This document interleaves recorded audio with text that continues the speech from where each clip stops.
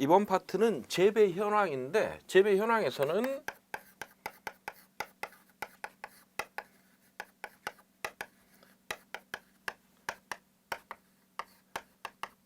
이 세계적으로 재배 현황이 어떻게 되는지, 그리고 두 번째는 우리나라 국내의 재배 현황이 어떻게 되는지, 여기에서 이러한 내용들이 지금 나올 건데요.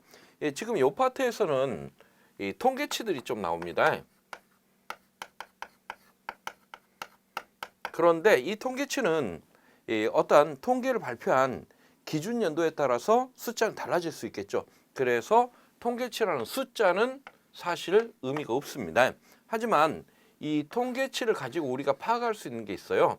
이 파악할 수 있는 거, 첫 번째는 어떠한 이 세계 같은 경우, 또 우리나라 같은 경우 역시 마찬가지로 이 우선순위가 어떻게 되는지 이 정도는 알고 계셔야 돼요.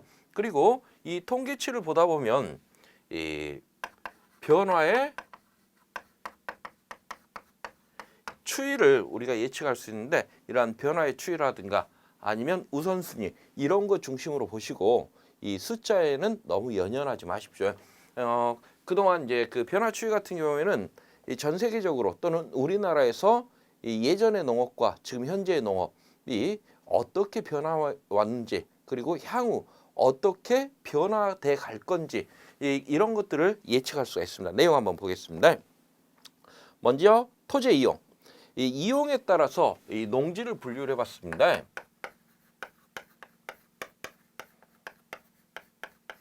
이 농지를 분류해봤더니 첫 번째는 농경지 또는 이 경지. 그래서 농경지라는 표현도 쓰고요. 같은 표현으로 이 경지라는 표현도 이용을 하고 있습니다. 국토 면적 중 일반 작물을 재배하는 이 토지이다. 그래서 이 전체 국토 면적 중에 일반 작물을 재배하는 면적이 얼만큼 되느냐 해서 이것을 경지율 이렇게 이야기를 하고 있죠. 그리고 두 번째는 수원지.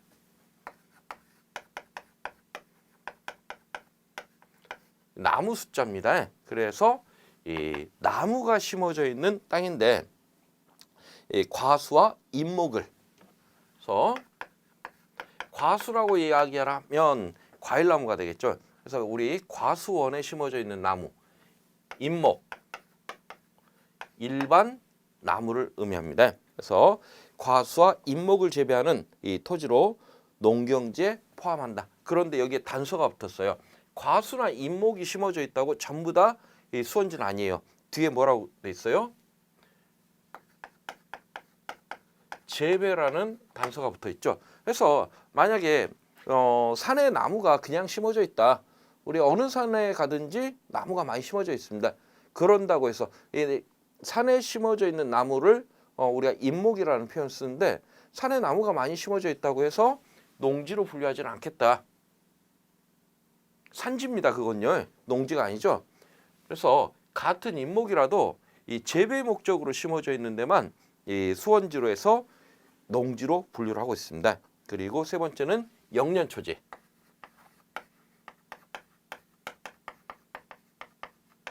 이 영년초지의 개념은요, 영년 했으니까 계속해서 이어진다라는 거. 우리 그 영년초라는 표현을 지난번에 썼습니다. 지난 시간에요. 이 영년초, 오랫동안 초지의 형태로 있는, 초지라는 것은 결국